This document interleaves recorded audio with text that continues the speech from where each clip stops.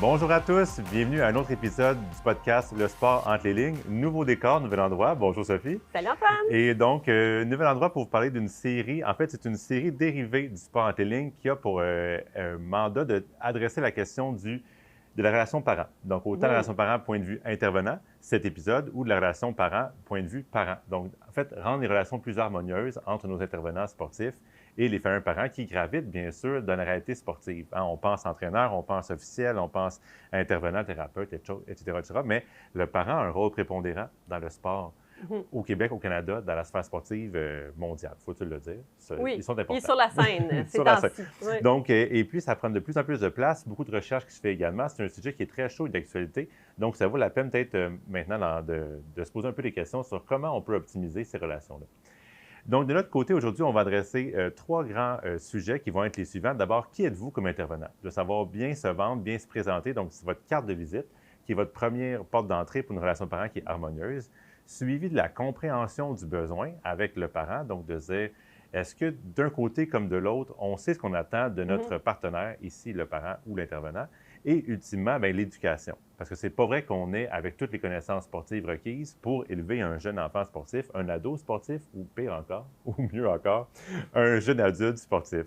Donc, sans plus tarder, on se lance. Et puis, Sophie, raconte-moi d'où ça part pour toi, la relation parent. Je suis contente qu'on commence avec cette discussion-là parce que oui, je suis un intervenant dans le sport, mais je suis aussi, comme vous savez, parent de 3 enfants qui sont dans le sport. Puis, ce qui me venait en tête quand on parlait de ça, c'est quand on parle d'un entraîneur, là, avant même d'avoir rencontré l'entraîneur, souvent, on va avoir une bien bonne idée de la réputation qui le précède. Tu sais, lorsque je me fais dire, par exemple, bon, bien, maintenant, cette saison-ci, ça va être tel entraîneur qui va être avec ta fille, je le sais, là. Je sais à quoi m'attendre. Je sais qu'est-ce qu'il faut que je dise, qu'est-ce qu'il faut pas que je dise. Ma fille aussi, ça se voit dans sa face, là, qu'elle va être comme Une certaine anticipation. Oui, c'est ça. C'est elle qui va m'entraîner. OK, tu sais. Puis, bref, je sais que toi, comme entraîneur, tu fais partie de ceux dont la réputation précède, Antoine. Je voulais savoir, comment tu as fait ça? Comment tu as fait pour que ta réputation te précède quand tu arrives? Et j'espère qu'elle me précède en bien. Et tu vois, curieusement, je pense des fois qu'elle me précède différemment selon la sphère où on évolue. Donc, la perception des familles, des gens dans la communauté sportive ou dans notre club, des fois, avoir une opinion teintée de moi, de par mes engagements, de par un peu ce que je dégage dans tous ces rendez-vous-là sportifs ou médiatiques. Et de l'autre côté, bien, j'ai une réputation qui me précède, bien sûr, à l'interne, dans ma propre organisation sportive, où là, carrément des athlètes que j'ai entraînés avec le bouche-oreille vont parler des fois aux petits frères, à l'ami d'eux, à l'autre famille, dans le programme. Donc, ces choses-là se savent.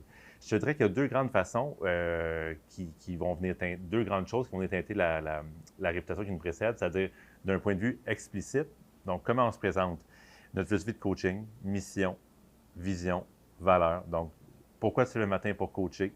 En quoi tu crois? C'est quoi ta vision à long terme du sport? Quelle couleur tu veux donner à la pratique sportive quand tu entraînes? Et évidemment, tes valeurs, ça va de soi. Donc, c'est un thème plus universel, mais en quoi tu crois profondément? Oui, personnellement, mais bien sûr, dans ton coaching comme tel. Donc, ça, c'est déjà ta première carte de visite. Elle est explicite, donc on la nomme. Et ça, c'est rencontre de début de saison, tu prends le temps de le nommer.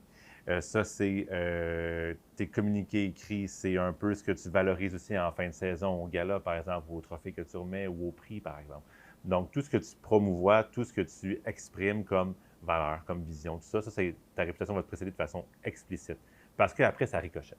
C'est ça. Fait que c'est à force de présenter tout le temps ta philosophie, ta façon d'entraîner, puis le dire explicitement aux parents.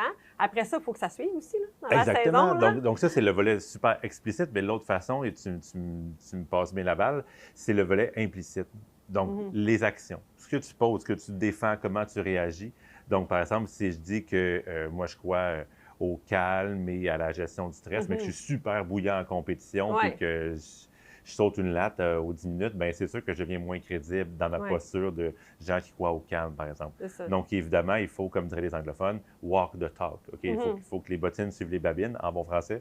Donc, tout ce que tu prêches, tout ce que tu défends, il faut l'incarner. Et ça, je pense que c'est ça qui construit le plus ta réputation sur le long terme. Puis en même temps, c'est prouvé, même en psychologie avec les enfants, c'est la cohérence. Tu sais. Oui. Si tu as une cohérence dans la façon que tu entraînes, dans la façon que tu te présentes à chaque entraînement, avec les parents aussi, bien, c'est sûr que ça va solidifier une réputation. Ils vont savoir à quoi s'attendre, puis ça va vraiment amener de plus en plus les comportements que toi, tu souhaites. Là, tu sais. Exact, exact. Je pense que cette cohérence-là, elle doit être à 360 degrés. C'est là que c'est le plus fort, que c'est le plus pertinent, c'est-à-dire ta culture sportive générale, donc les sports d'équipe, les sports individuels, le sport que vous pratiquez. Après ça, ton organisation sportive, ton club, ton association, peu importe.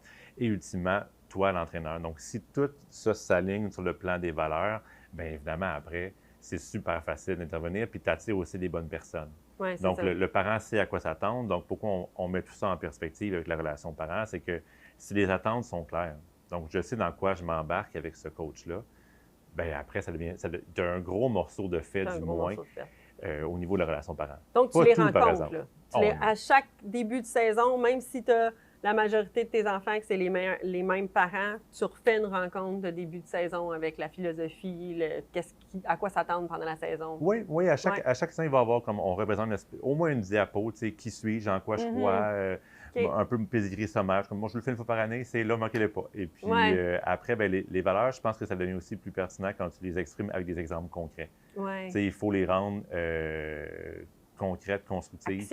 Actionnables. Très beau mot, Sophie, merci. Actionnables pour les différentes familles. Comme ça, alors de là, ça devient facile, autant pour l'athlète que pour le parent de savoir à quoi s'attendre. Oui, ça, c'est super important.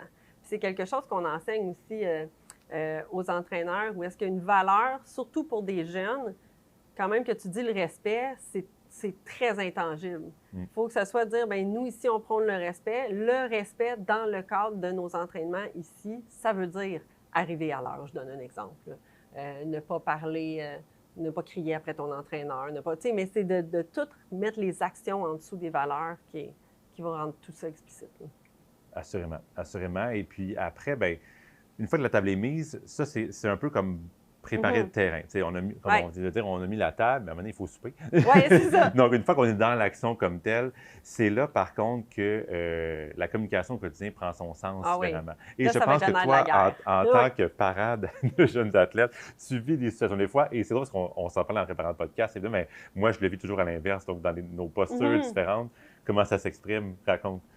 Bien, c'est important parce que moi, par exemple, un des clubs d'une de mes filles, c'est très clair, la philosophie, justement, les valeurs. On sait à quoi s'attendre au début de saison. Ça ne veut pas dire que la communication va être plus facile. Il faut continuer de communiquer constamment. Ça va être le nerf de la guerre. Puis ce que je me rends compte, c'est que la communication, nos visions sont tellement différentes qu'elle n'est pas toujours facile. Puis tu sais, une anecdote bien classique, puis c'est que par exemple, moi, mon enfant, là, ça fait 3 semaines. Je vous mets dans la perspective, là, ça fait 3 semaines qu'on pleure à chaque semaine, stressé par une routine spécifique, là, tu sais, là, on en parle matin, midi, soir, c'est juste de ça qu'elle parle. Là. Ça l'envahit de stress. Un mouvement, je connais ça moyen. Fait que là, moi, j'essaye de mieux que je peux de diminuer le stress. Donc, j'arrive à l'entraîneur avec ma question anodine, puis je lui dis simplement « Hey, dans cette routine-là, ce mouvement-là, il est-tu nécessaire? On peut-tu l'enlever? » Oh, là, je suis quand même entraînée, moi, par ça. Là. On est dans le corridor, j'ai le manteau, puis malgré ça, là, je vois sa face changer. Là. Puis là, tout de suite, j'ai le cue que...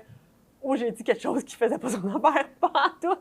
C'est sûr. Moi, je me place dans la position de l'entraîneur, puis je suis un peu comme dans ce contexte, j'entraîne un sport acrobatique qui n'est pas nécessairement les sports les plus connus du grand public. Et souvent, je le dis en blague, je remercie le ciel de ne pas coacher du hockey. Parce que tout le monde connaît ça, moi le premier. Je veux dire, on n'aurait pas de problème à coacher ça. J'exagère, jamais je le ferais, parce que j'ai beaucoup trop de respect pour mes collègues qui ont une expertise là-dedans.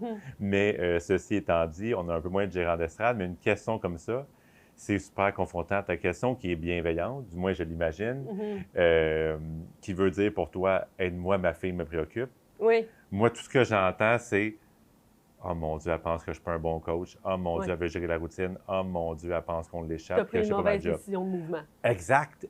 Donc, je me remets en question. Une insécurité qui revient. D'où, je ne sais pas, des plus jeunes entraîneurs, il y avait question de relation d'âge.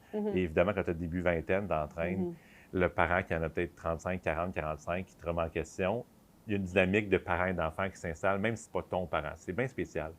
Oui, Mais avec bien. le temps, ça s'efface un peu, mais il reste le doute quand même de ton client n'a pas l'air satisfait et remet en Puis question. l'importance du contexte, là, moi, dans ce contexte-là, en plus, son client, elle sait qu'il travaille dans le sport, qu'il fait des podcasts pour Sport Québec.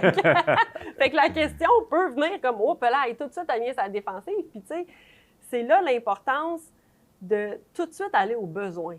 Puis là, moi, je l'ai vu, comme je te dis, j'ai vu réagir dans ses yeux. Fait que tout de suite, je me suis dit « Oh mon Dieu, j'ai pas exprimé mon besoin. » J'ai reformulé en disant « Écoute, ta routine, je veux pas la changer. Je veux dire, c'est toi l'expert de la routine. Moi, ce que je veux juste te dire, c'est qu'elle n'endort plus là, à cause de ce mouvement-là. Puis je sais pas comment calmer, dans le fond, son inquiétude. Est-ce que tu peux m'aider au moins à relativiser puis calmer l'inquiétude? Puis tout de suite, ça a changé l'atmosphère, là.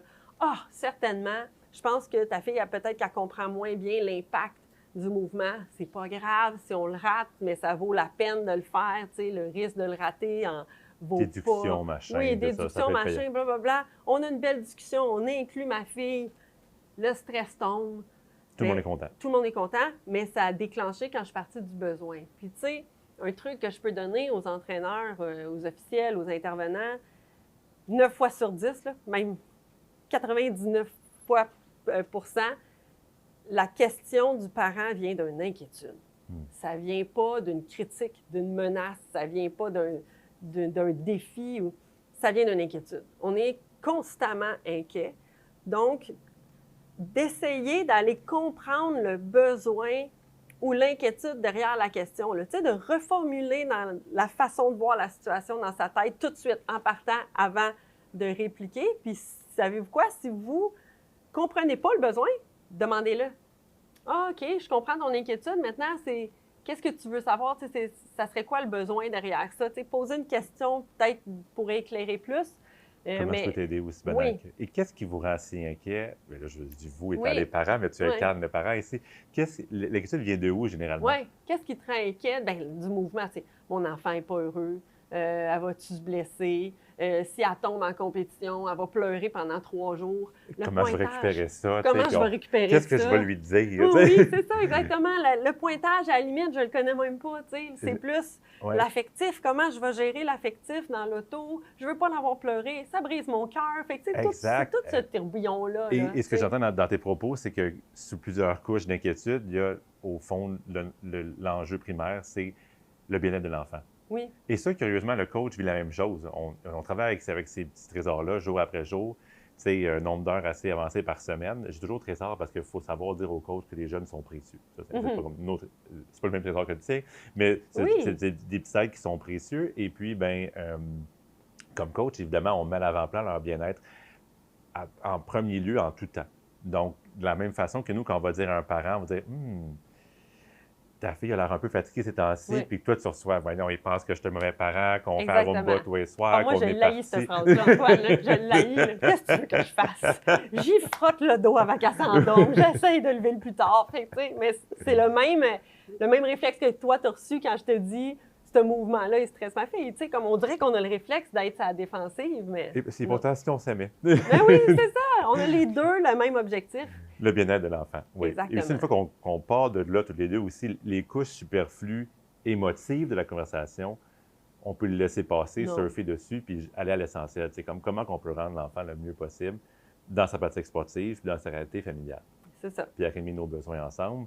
Et je pense qu'une des façons d'avancer vers cet objectif-là commun, ça passe aussi par l'éducation. Oui, fait communiquer le besoin et éduquer. Exact. Puis quand on parle d'éduquer, on parle de nous comme intervenants, éduquer nos familles, éduquer nos parents à ce qui peut devenir essentiel comme information pour bien faire leur rôle de parent. Oui.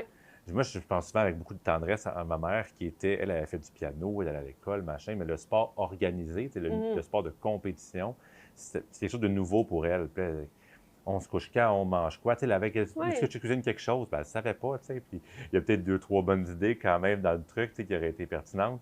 Fait que cette éducation-là bienveillante, qui peut être à la fois très formel. Donc, Ouais. ça coûte pas cher des fois de faire des petites capsules aux parents ou de leur transmettre des vidéos ou un document de référence ou de préparer un PDF ou peu importe. Donc, des guides, des choses qui vont les outiller pour bien faire leur travail et donc vous décharger de plein de questions par le fait même. Donc, moins d'enjeux de relation et ou de façon informelle parce que chaque petit contact avec le parent, c'est une occasion de l'éduquer. Les questions, les réponses, les enjeux. Oui. Tout ça. Chaque petit contact, puis ça, je veux le répéter parce que c'est important. Attendons pas la réunion de parents avec le webinaire de 2 heures. Il y a eu une communication, on part du besoin. Si je reprends mon anecdote, on est reparti. J'ai reformulé, communiqué mon besoin. J'ai été entendue, mais tout de suite, l'entraîneur m'a éduqué sur voici ce qui se passe, voici ce mouvement-là a l'air de quoi, puis la réalité de ses routines, puis de la création de routines, tout ça. T'sais. Sans se justifier, juste l'éduquer. Puis en même temps, c'est pas parce qu'un parent est très impliqué qu'il comprend l'ensemble de la situation, de la structure d'une saison, ça a l'air de quoi. Il a l'air bien impliqué, mais ça se peut là, que lui, il a des bribes d'informations qui viennent de l'enfant. Puis des fois, c'est plusieurs coups d'avance. Dans ma réalité, là, une des compétitions qui est biannuelle, ce sont les Jeux du Québec. Oui. Donc, évidemment, coup classique de la famille qui se book un voyage en Floride dans la semaine de relâche. Puis tu dis, bon, cette année, c'est les Jeux du Québec. Oh, on est comme pas là, mais c'est ton candidat numéro 1. Donc, ça, comme coach, c'est absolument irritant, mais est-ce que j'ai éduqué mon parent? Est-ce que j'ai à l'avant-plan mentionné quelque part dans l'aventure que peut-être que son jeune pourrait être pressenti pour les Jeux? Comment on se qualifie? Ultimement, c'est la faute à qui? Bien, sans dire que c'est la faute de personne, mais comment on peut faire mieux une prochaine fois? Bien, c'est l'éducation. C'est de dire, voici notre pool de candidats pour 2027, les Jeux, tel endroit. Et puis là, ça devient plus tangible. Puis on peut s'échanger 2-3 questions sur est-ce que la Floride, en mars 2027, c'est une bonne ou une mauvaise idée, par exemple. C'est ça. C'est de le prendre d'avance, puis en même temps, d'éduquer aussi sur... Il va y avoir des moments où on ne sera pas là. Il va y avoir des moments où le parent est en... C'est quoi le contexte aussi? C'est-tu des parents séparés? Est-ce que l'enfant gère avec justement 2 systèmes de vacances? Est-ce que c'est des parents qui sont tout le temps en voyagement puis qui sont rarement là, puis il faut justement qu'ils planifient d'avance? Donc, c'est important de comprendre le contexte familial aussi. Puis après ça, bien, se prendre d'avance parce que c'est facile de dire, bien voyons... pourquoi tu as booké ce voyage-là? Mais peut-être qu'eux, ils ont eu à aligner 8 horaires. Là. Que c'était les seules vacances, puis que c'était le moindre de leurs soucis, l'horaire du sport, parce que c'est tellement loin dans la liste à considérer pour partir en vacances que s'ils ne l'ont pas écrit en gros, ils n'y penseront pas. Tu sais. Exact. Puis nous, on est dedans tous les jours, puis on baigne là-dedans, puis on est obsédé par ces choses-là. Oui. Eux, ils ont vraiment d'autres choses à gérer une fois rendus dans l'auto, puis à retourner à la maison. Oui. Puis je pense que l'éducation, tu sais, souvent, comme entraîneur, on veut pas, ou même comme officiel, on veut pas se laisser aller à trop éduquer, de peur qu'on se fasse substituer, tu sais, que le parent prenne justement un rôle de coach de substitution, coach de remplacement ou de jouer au coach. Le but de l'éducation, c'est pas ça. C'est plus d'outiller le parent dans sa fonction de parent, parce que le rôle principal reste le rôle affectif, et ça, on en reparlera abondamment dans un prochain épisode sur la relation parent. Pour les parents, à suivre, c'est quoi votre rôle? Exact. Donc, dans notre deuxième épisode de 2 sur la relation des parents. Pour aujourd'hui, ça boucle la boucle. Donc, merci Sophie pour ta présence comme chaque fois. Si je résume un peu notre séance, du point de vue de la relation parent, dans la posture de l'intervenant, pensez à bien savoir qui vous êtes, donc bien vous présenter, mission, vision, valeur, philosophie de coaching, etc. De savoir bien comprendre le besoin de votre parent et peut-être également éduquer à ce qu'eux comprennent votre besoin d'entraîneur et votre réalité. On en reparlera dans un prochain épisode. Et ultimement, de penser à l'éducation. Donc, l'éducation formelle, informelle de nos membres pour générer plus de compréhension et une meilleure symbiose et un meilleur travail en équipe dans la réalité. Exactement. Donc, pensez aux besoins. On communique sur le besoin. On communique sur le besoin et on se rappelle que la communication est constamment une occasion d'éducation. Et sur ce, bonne relation parent à vous. Merci. Merci.